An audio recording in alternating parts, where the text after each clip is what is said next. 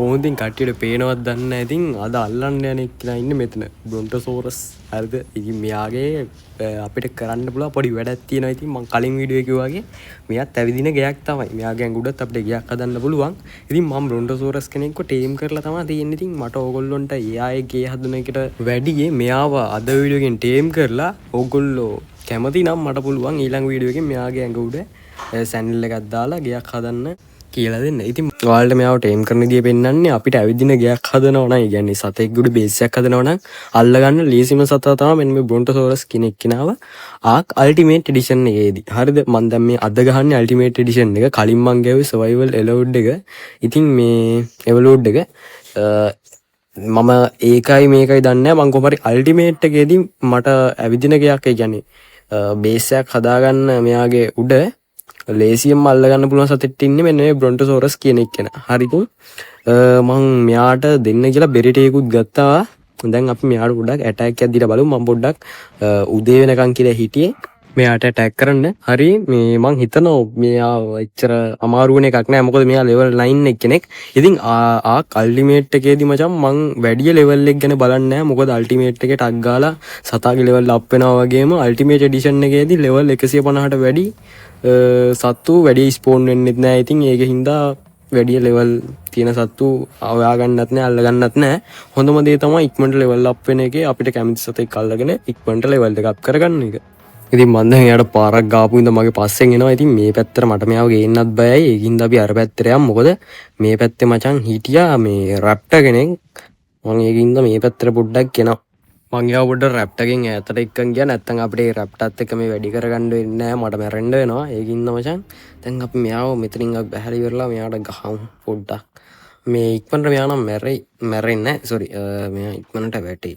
හරි, එකයි වැදුනා නේද? වැදුනා. දෙකයි එලක් කොල්ල තුන්වෙනි එකත් ගැහුවා අපි. මෙයාගේ වැඩි ඩැමේජ් එකකුත් නැහැ නේ. මේ මන් දන්නේ වෙන වර්ෂන් වල නම් කොහොමද කියලා. මේක නම් වැඩි මෙයාගේ ඩැමේජ් එකක් නැහැ පේන්න. ලෙවල් එකත් අඩු හින්දා වෙන්න ඇති. එහෙම එකක් තියෙන්නේ. අපි මේ පැත්තට ගිහිල්ලා පොඩ්ඩක් ආයෙ ගහමු මෙයාට. හරි, ඔළුවට ගහන්න බෑ. මොකද මෙයාගේ ඔළුවට යන ඊතල ටිකත් අපරාධේ. වදින්නේ නැහැ ඔළුවට ඊතල වලින් ගහද්දි. හරි දැන් යා යනවා මචං. ඕගොල්ලෝ පේනවා ඇති. හරි, එයා ඉවරයි. දැන් එයා වැටුණා. ඉතින් දැන් අපිට තියෙන ටක් ගාලා මෙයාගේ ඉන්වෙන්ටරි එකට බෙරිස් දාන්න. මෙයා ටේම් කරනකොට මම දන්න විදිහට බෙරි තමයි මෙයා කන්නේ. හරිද? ඒක කන ඇති මම දන්නේ නැහැ. මම දන්නේ ඉතින් බෙරි. ඉතින් අපි නාකොටික් ටිකුත් දාමු මෙයාගේ ඉන්වෙන්ටරි එකට. එතකොට වැඩි වෙලා යන හේකුත් නැහැ. අනිත් එක මෙයා නිදා ගන්න ප්‍රමාණය වැඩි වෙයි. හරිද? ඉතින් අපි එතකන් මොකද කරන්නේ? අපි මේ හරිය රැප්ටර්ස්ලත් හිටියේ. ඉතින් මට බයයි. අපි එතකන් බෙරි ටිකක් කඩුම් මෙයාට තව දෙන්න. මෙයාට ওই බෙරි ටික මදි.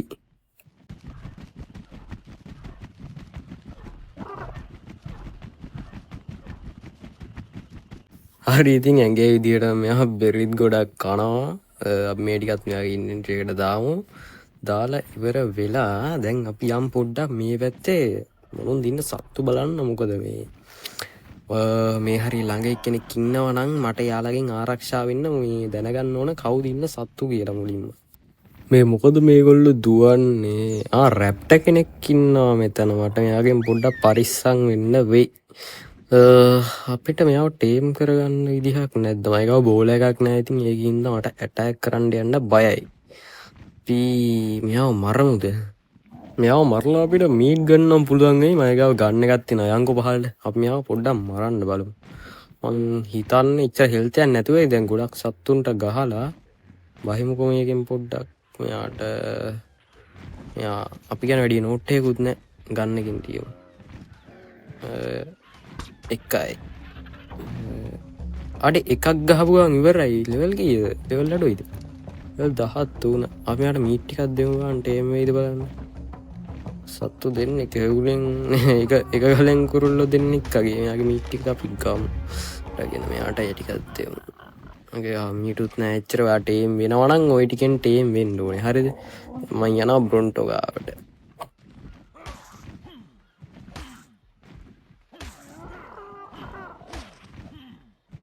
ඉතින් මෙන්න මෙයා ටේම් වෙලා තිබ්බ. මං ආයේ මේ පැත්තට එනකොට මං වාගේ තියෙන මීට් ටිකක් ගන්න. මට දාහතර තියගෙන මට 40 දෙන්න. නාකොටික් ටිකයි මීට් ටික අරගෙන ඔයා දැන් මගේ පස්සෙන් එන්න ඕනේ. හරිද?